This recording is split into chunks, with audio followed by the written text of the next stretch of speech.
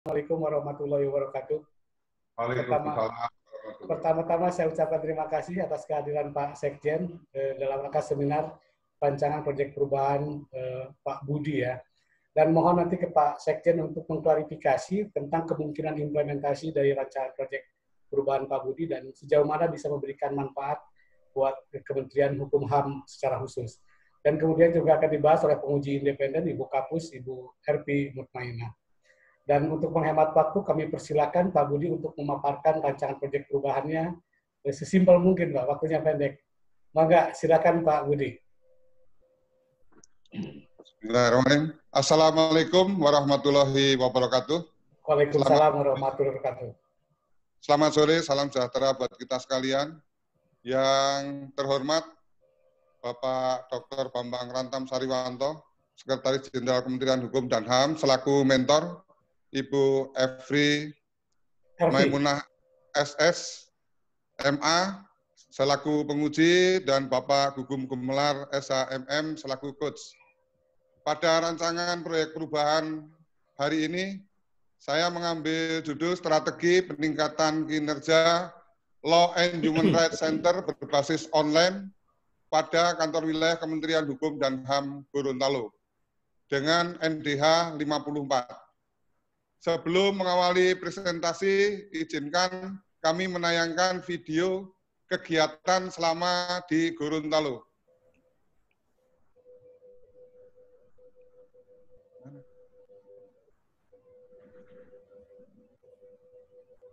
Videonya nggak kelihatan?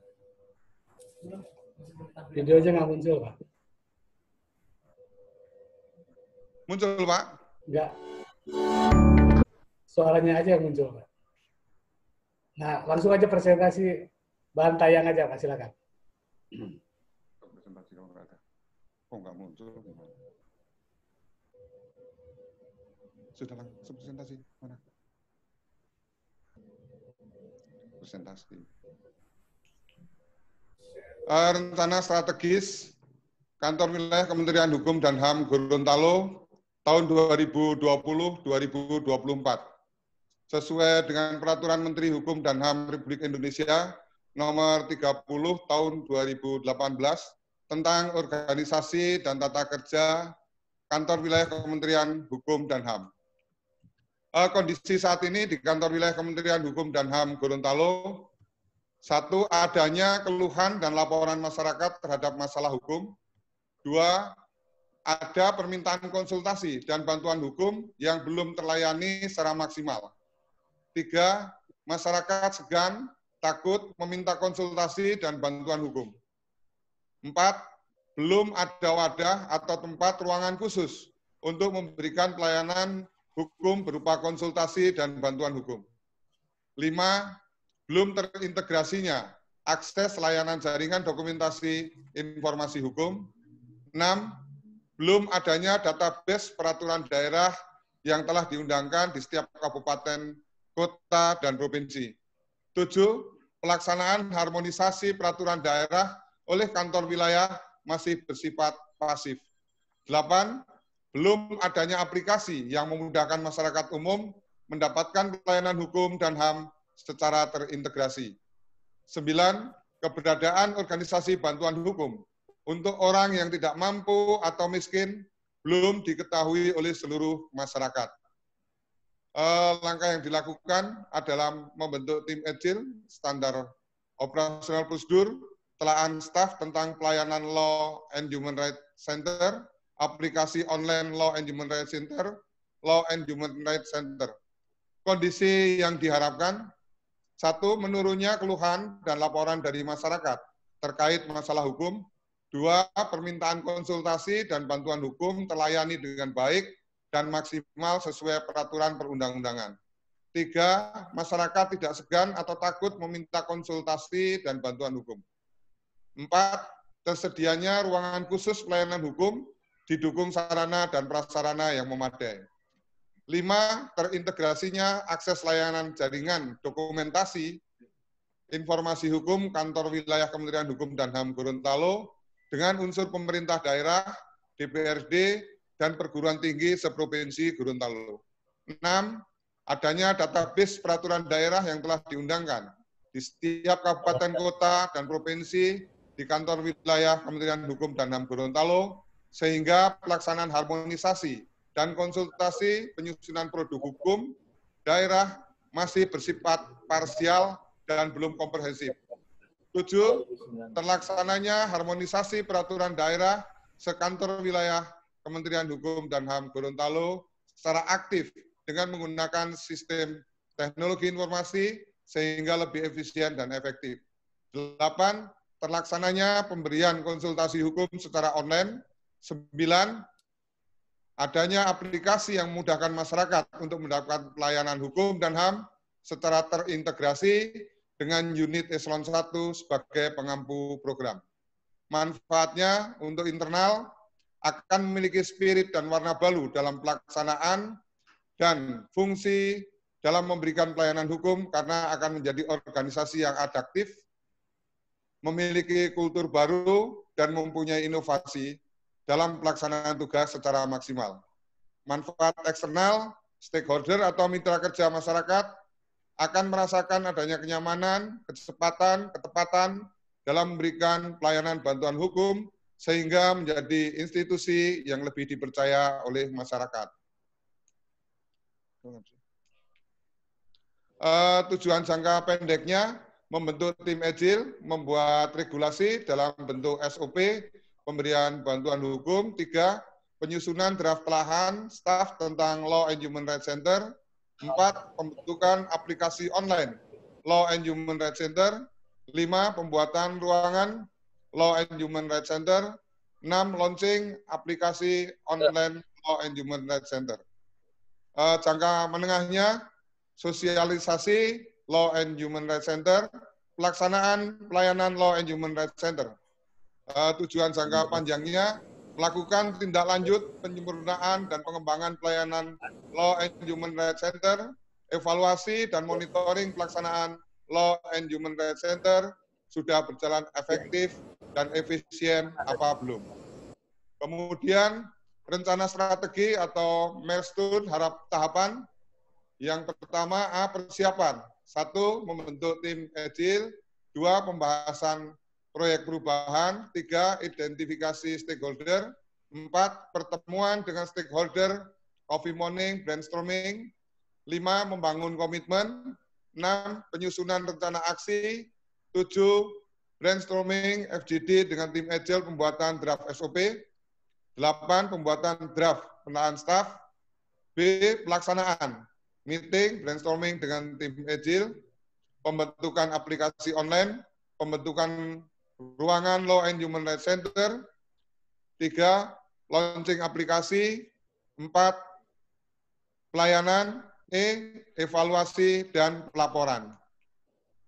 Kemudian stakeholder dari internal ada 11 unit eselon 1, yaitu Sekretaris Jenderal, Inspektur Jenderal, Direktur Jenderal Peraturan Perundang-undangan, Kepala Pembinaan Hukum Nasional, kemudian Direktur Jenderal Kekayaan Intelektual, Direktur Jenderal Administrasi Hukum Umum, Direktur Jenderal Masyarakatan, Direktur Jenderal Imigrasi, Direktur Jenderal HAM, Balitbang Hukum dan HAM, Kepala BPSDM, dan yang mendukung kegiatan 4 divisi, yaitu Divisi Pelayanan Hukum, Divisi Keimigrasian, Divisi Masyarakatan, dan Divisi Administrasi, serta dengan 7 Kepala Unit Teknis Pemasyarakatan dan 1 Kepala Unit Imigrasi.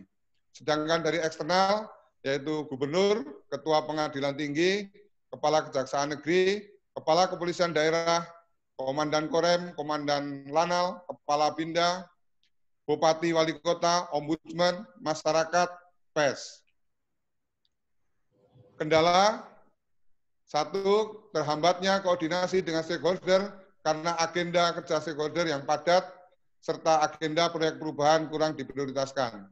2. Kurangnya sumber daya manusia internal yang memahami tentang jaringan dan teknologi informasi untuk pengembangan aplikasi. 3. Masih adanya keterlambatan penginputan yang disebabkan karena tugas kedinasan. Strategi mengatasinya, Satu, menginformasikan secara dini untuk penentuan jadwal rapat dan koordinasi pelaksana proyek perubahan dengan menyesuaikan dengan agenda kerja stakeholder. Dua, memaksimalkan sumber daya manusia, staf, dan teknologi informasi yang ada dan selalu berkoordinasi dengan pihak eksternal. Tiga, melakukan koordinasi secara intens agar penginputan waktu tepat. Demikian yang dapat kami sampaikan. Kementerian Hukum dan HAM pasti profesional, akuntabel, sinergi, transparan, dan inovatif. Billahi taufik walhidayah. Wassalamualaikum warahmatullahi wabarakatuh. Waalaikumsalam warahmatullahi wabarakatuh. Terima kasih Pak Budi. Dan selanjutnya kami mohon kepada Pak Sekjen selaku mentor untuk memberikan tanggapan tentang bagaimana implementasi dan kemungkinan kebermanfaatannya di Kementerian Hukum dan HAM. Silakan Pak Sekjen. Terima kasih Pak Coach, Pak Gugum Gumelar, dan narasumber kita, Bu Ervi yang saya banggakan, dan Pak Perancang Perubahan, Pak Budi Sawarno yang saya banggakan. Assalamualaikum warahmatullahi wabarakatuh. Waalaikumsalam warahmatullahi wabarakatuh. Terus dan narasumber yang kami banggakan, tadi apa yang disampaikan Pak Budi Sarwono memang menjadi bagian yang saya lihat menjadi inovasi di lingkungan Kementerian Hukum dan Asasi Manusia. Dan ini memang sejalan dengan instruksi Menteri Hukum dan Asasi Manusia terkait dengan revitalisasi kantor wilayah sebagai Law and Human Rights Center. Kenapa katakan revitalisasi? Karena memang kita berharap kantor wilayah itu betul-betul menjadi peran yang strategis untuk mendorong pembangunan hukum di kantor wilayah. Dan jumlah layanan yang cukup besar di kantor wilayah itu menjadi bagian-bagian yang memang sekarang ini menjadi bagian yang belum bisa memaksimalkan layanan kita di bidang persoalan pembangunan hukum, baik layanan keimigrasian, pemasyarakatan, bantuan hukum, perancangan perundang-undangan, dan segala sesuatunya, baik layanan yang terkait KI. Memang kebetulan dan di Kementerian Hukum dan Asasi Manusia unit utamanya banyak dan program-programnya juga tersebar di kantor wilayah, itu menjadi beban teman-teman para kantor wilayah sebagai wakil Menteri Hukum dan Asasi Manusia di wilayah. Sehingga apa yang dirancang oleh Pak Budi Sarwono ini menjadi bagian penting agar keluhan masyarakat yang disampaikan tadi dan efisiensinya betul-betul bisa memaksimalkan tugas pokok dan fungsi kita. Dan saya pikir ini inovasi yang memang harus bagian yang dirancang oleh Pak Budi Sarwono, menjadi bagian untuk dirancang di kantor wilayah Gorontalo, tapi bisa menjadi bagian inovasi juga untuk seluruh kantor wilayah, sehingga rancangan ini akan sangat bermanfaat untuk Kementerian Hukum dan Asasi Manusia, memudahkan semua layanan-layanan yang ada di Kementerian Hukum dan Asasi Manusia, dan betul-betul peran kita akan terasa oleh masyarakat, khususnya di bidang pembangunan. Jadi saya sependapat sekali dan saya dukung. Dan kalau persoalan-persoalan kendala, ada stakeholder yang tidak belum maksimal, SDM ini bisa kita komunikasikan dengan baik, dan kita yakin teman-teman dari Kementerian Hukum dan Asasi Manusia yang juga banyak tenaga ahli IT bisa nanti kita dorong untuk pemanfaatan di kantor wilayah, dari kantor wilayah yang lain, jadi ataupun dari UPT. Jadi persoalan-persoalan sumber daya manusia bisa kita maksimalkan supaya tetap apa yang kita inginkan soal pelayanan pelayanan terpadu hukum dan asasi manusia di kantor wilayah bisa betul maksimal, bertambahnya efisiensi, dan betul-betul menurunnya keluhan masyarakat. Saya kira itu Pak. Saya dukung sepenuhnya, dan ini inovasi yang sangat bagus untuk diteruskan menjadi percontohan di tingkat nasional. Terima kasih Pak. Waalaikumsalam warahmatullahi wabarakatuh. Baik, terima kasih banyak Pak Sekjen dan Pak Budi. Dukungan dari Pak Sekjen jelas, dan saya terima kasih banyak juga, dan mohon kepada Pak Sekjen untuk mengawal. Mudah-mudahan dalam implementasinya bisa berjalan dengan baik. Dan selanjutnya kami mohon kepada Bu Kapus, Bu Ervi, untuk memberikan tanggapannya. Silakan Bu Ervi. Ya, baik. Terima kasih Pak Gugum. Assalamualaikum warahmatullahi wabarakatuh. Waalaikumsalam warahmatullahi wabarakatuh. Yang terhormat Bapak Sekjen, Bapak Dr. Bambang Rantam Sawanto. Terima kasih, merupakan kehormatan bagi kami, Pak Sekjen, bahwa Bapak berkenan hadir dalam seminar RPP dari beliau sebagai peserta Pak Budi Sarwono sebagai peserta pelatihan kepemimpinan nasional tingkat 2. Dan yang kedua, tadi kita juga mendengar sendiri Pak Budi, dukungan yang luar biasa dari Bapak mentor, Pak Sekjen, bahwa tidak hanya dari gagasan inovasinya, tapi Pak Sekjen juga berkenan untuk mendukung penuh terkait dengan SDM, ya Pak ya. Itu luar biasa sekali, dan kami dari Lembaga Administrasi Negara, Pak Sekjen, sangat mengapresiasi, memberikan penghargaan atas kehadiran Bapak di tengah-tengah kita semua, dan juga dukungan Bapak untuk program pelatihan kepemimpinan nasional tingkat 2 ini. Karena pada saat nanti implementasi proyek perubahan ini, pada saat off campus, itulah peran seorang mentor yang sangat vital untuk kesuksesan dari implementasi ini. Baik Pak Sekjen dan Pak Budi, ada 4 komponen yang dinilai di dalam seminar ini. Yang pertama adalah terkait dengan cakupan manfaat untuk organisasi. Nah, tadi Pak Sekjen sudah menyatakan sendiri bahwa inovasi yang digagas oleh Pak Budi ini sangat bermanfaat untuk kementerian, dan juga tidak hanya untuk kementerian, tapi juga menurut kami masyarakat umum, Pak, yang sangat membutuhkan dan haus akan pengetahuan, pemahaman tentang hukum di Indonesia ini. Jadi untuk cakupan manfaat, ini nilainya sudah bagus, Pak Budi. Kemudian komponen yang kedua adalah terobosan inovatif sesuai dengan isu strategis. Nah, kita paham bersama bahwa sekarang teknologi informasi begitu maju, dan budaya masyarakat kita juga sudah bertransformasi dari budaya yang biasanya bertatap muka konvensional menjadi sekarang budaya digital, dan semua pelayanan publik itu diarahkan juga kepada pelayanan digital. Dan kita pahami juga dalam kondisi wabah COVID-19 seperti sekarang ini, pelayanan yang sifatnya berbasis online tadi sangat aktual dan menjawab kebutuhan masyarakat selama ini. Sehingga untuk terobosan inovatif ini sangat pas, Pak Budi, jadi kita bisa mewujudkan dan mengimplementasikannya.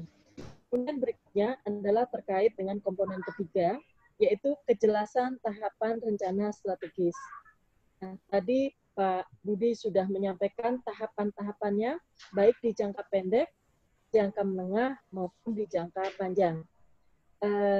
Menurut kami, untuk jangka pendek, ini juga sudah cukup. Kami hanya ingin mempertegas lagi, nanti membutuhkan klarifikasi. Tadi sudah disinggung oleh Bapak Sekjen juga, terkait dengan SDM, Pak Budi. Bapak menyiapkan begitu rapi dan sistematis serta terstruktur pusat apa tadi namanya ya, Law and Human Rights Center, tentang aplikasinya, kemudian tentang marketingnya juga. Namun the man behind the gun, ya, man behind the gun-nya itu belum Bapak singgung. Jadi pengelola center ini tadi yang perlu briefing, perlu pelatihan, dan perlu berikan kesadaran, Bapak berikan kesadaran untuk memberikan respon cepat terhadap pusat Law and Human Rights tadi. Dalam hal ini, perilaku dari SDM yang mengelola pusat tadi, Bapak perhatikan juga. Misalnya pada saat menangani keluhan, kemudian menangani konsultasi, hal utama dalam sebuah pelayanan digital adalah respon cepat. Bahkan dalam penilaian Komisi Informasi Pusat, yang dihitung adalah per detik. Seberapa cepat dalam hitungan detik sebuah instansi atau suatu instansi memberikan respon terhadap keluhan atau laporan yang masuk ke instansi tersebut. Nah, untuk itu dibutuhkan SDM yang memiliki jiwa melayani tadi Pak, kemudian sangat tanggap, respon, dan juga memiliki dedikasi yang tinggi. Nah, ini perlu penugasan dari Bapak selaku Kakanwil, memilih personel-personel yang nanti akan berada di belakang sistem atau pusat tersebut. Dan kemudian berikutnya adalah terkait dengan center itu sendiri. Apakah ini sifatnya yang pertama informatif? Kalau informatif artinya bahwa memberikan informasi yang terkait dengan misalnya data-data pelayanan atau peraturan-peraturan, regulasi, kemudian hak-hak tentang human rights, ya itu sifatnya informatif. Kemudian level berikutnya adalah yang sifatnya interaktif. Nah, kalau interaktif berarti pusat atau center yang Bapak bangun ini akan memberikan pelayanan yang interaktif. Nah, begitu ada laporan atau keluhan yang masuk, langsung ditanggapi, itu sifatnya interaktif. Kemudian level berikutnya adalah yang sifatnya transaksional. Nah, mungkin di dalam hal ini, apakah sampai ke level tersebut, sistem atau pusat yang Bapak bangun ini, apakah ada transaksi semacam misalnya pelaporan tentang pelanggaran HAM dan sebagainya akan Bapak tindak lanjuti dan sebagainya, itu di level tersebut. Dan terakhir adalah level kolaboratif. Apakah memungkinkan center yang berbasis online tadi akan mengakomodir misalnya pihak-pihak yang akan melakukan kerjasama dengan Kanwil Gorontalo. Nah, dari 4 level tadi, mulai dari informatif, interaktif, transaksional, dan kolaboratif, apakah Bapak akomodir semuanya di dalam center yang akan Bapak bangun tersebut? Dan terakhir tentang marketing sektor publik, ini komponen terakhir, rencana strategi marketingnya menurut kami sudah cukup bagus ya, Pak Budi. Bapak tadi sebutkan sudah ke media pers, kemudian launching lewat media sosial, dan ini sangat tepat menurut kami karena media berbasis online apabila dipromosikan melalui media pers yang sifatnya media sosial dan digital ini akan tepat pada sasaran khalayak yang dituju. Nah, demikian Pak Gugum, dan sekali lagi terima kasih kepada Pak Sekjen atas perkenannya hadir bersama kita semua di sini. Demikian, wabillahi taufiq wal hidayah. Wassalamualaikum warahmatullahi wabarakatuh. Waalaikumsalam warahmatullahi wabarakatuh. Terima kasih banyak Bu Kapus. Mohon kepada Pak Budi untuk bisa menjelaskan tentang pertama tadi tentang bagaimana pemilihan pengelola dari center itu. Mungkin yang paling pokok adalah gradasinya gimana. Apakah hanya informatif, interaktif, kemudian transaksional, atau kolaboratif yang bisa lebih luas lagi jenjangnya. Untuk itu kami silakan penjelasan dari Pak Budi. Mangga Pak Budi. Terima kasih Pak Coach, Ibu Penguji, bahwa apa yang disampaikan oleh Ibu pada akhirnya kita nanti sampai ke jangka panjangnya akan sampai menuju kepada kolaboratif. Untuk sementara memang kita menyiapkan kemarin kita sudah mengundang ahli IT untuk semacam membuat online. Apabila diketik nomor tersebut, kemudian ada kalimat Kumham, itu yang pertama nanti akan keluar pelayanan hukum. Kalau A, apa saja yang ditanyakan. Kemudian yang kedua misalnya ketik 2 akan keluar imigrasi, ketik 3 akan keluar pemasyarakatan. Nah, itu apa yang ditanyakan nanti akan keluar. Kemudian sampai sejauh mana kita akan menindaklanjuti apa yang menjadi keluhan daripada masyarakat, sehingga masyarakat merasakan memperoleh kepastian hukum sesuai dengan tugas pokok daripada Kementerian Hukum dan HAM. Demikian, Bapak. Baik, terima kasih Pak Budi. Bu Ervi, gimana? Sudah cukup, Bu Ervi? Ya, untuk tim pengelola SDM tadi pelatihan dan sebagainya mungkin atau penugasannya seperti apa itu, Pak? Baik. Maka silakan Pak Budi, bagaimana penunjukan pengelola, karena pengelola penting juga ya, kualifikasinya dan siapa model-modelnya. Silakan Pak Budi. Terima kasih. Jadi kebetulan kita punya tim efektif, juga punya tim agile, Pak. Dan kebetulan ada di ruang ini juga saya minta ada tim-tim IT, Pak, di sini untuk membantu kita, Pak. Namun demikian masalah nanti online-nya, yaitu yang melalui WA, kita sudah mengundang ahlinya, Pak. Sudah mengundang ahlinya untuk memberikan pembelajaran terhadap teman-teman yang memang sudah bisa IT di kantor wilayah Kementerian Hukum dan HAM ini, sehingga bisa dikelola dengan baik dan bisa berkesinambungan. Demikian. Baik, saya kira cukup jelas Bu Erbi ya. Cukup Bu Erbi? Cukup, ya terima kasih. Baik, saya kira sudah cukup dan sekali lagi Pak Sekjen, terima kasih banyak Bapak telah hadir bersama kami di sini. Ini dukungan luar biasa. Gorontalo jauh banget di lagi masa COVID ini dan mudah-mudahan Bapak sehat selalu, aman-aman di perjalanan Pak ya.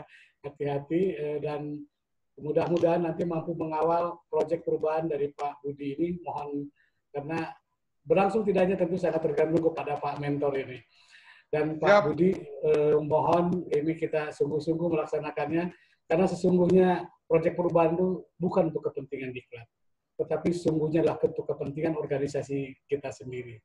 Demikian, sekali lagi terima kasih banyak Pak Budi. Mungkin Pak Sekjen ada yang mau disampaikan dulu? Satu aja Pak, ada dua yang silakan. Apa yang disampaikan Bu Kapus itu, kenapa saya agak konsen, karena memang ini bagian-bagian yang kelanjutan yang pernah saya gagas pada waktu saya jadi Kakanwil tahun 2009 di Jogja. Jadi sekarang ditingkatkan oleh Pak Budi bagaimana memanfaatkan teknologi supaya yang manual itu menjadi lebih bagus. Itu. Jadi soal pekerjaan ini saya betul-betul konsen karena dulu saya menggagas ini. Makanya keluar instruksi Menteri tahun 2020. Jadi makanya bingung kenapa Pak Sekjen konsen. Makanya saya konsen mau jadi mentornya. Yang kedua, apa yang disampaikan itu tentang konsultasi, operatif, transaksi, kolaboratif itu kami bisa jamin nanti tinggal Pak Budi saja, Pak Kanwil, komunikasi dengan Kapustatin karena memang server kita berlebih. Jadi memungkinkan kita memakai server dari pusat data informasi di kita. Saya kira itu Bu. Terima kasih Bu Kapus. Baik, terima kasih Pak Kanwil, Pak Budi. Dengar sendiri bagaimana Pak Sekjen begitu concern. Dan mudah-mudahan bisa berlangsung dengan baik. Beliau pakar Law and Center, Bapak. Beliau pakarnya Law and Center waktu di Jogja. Iya, mudah-mudahan ini bisa berjalan dengan baik. Selamat bekerja Pak Budi dan Pak Bambang. Sekali lagi Pak Sekjen, terima kasih. Bu Ervi, kita sudah sampai sore banget dari pagi. Mudah-mudahan ini menjadi amal ibadah buat kita semua. Dan mudah-mudahan kita selalu sehat-sehat semua. Wabillahi taufiq wal hidayah. Wassalamualaikum warahmatullahi wabarakatuh.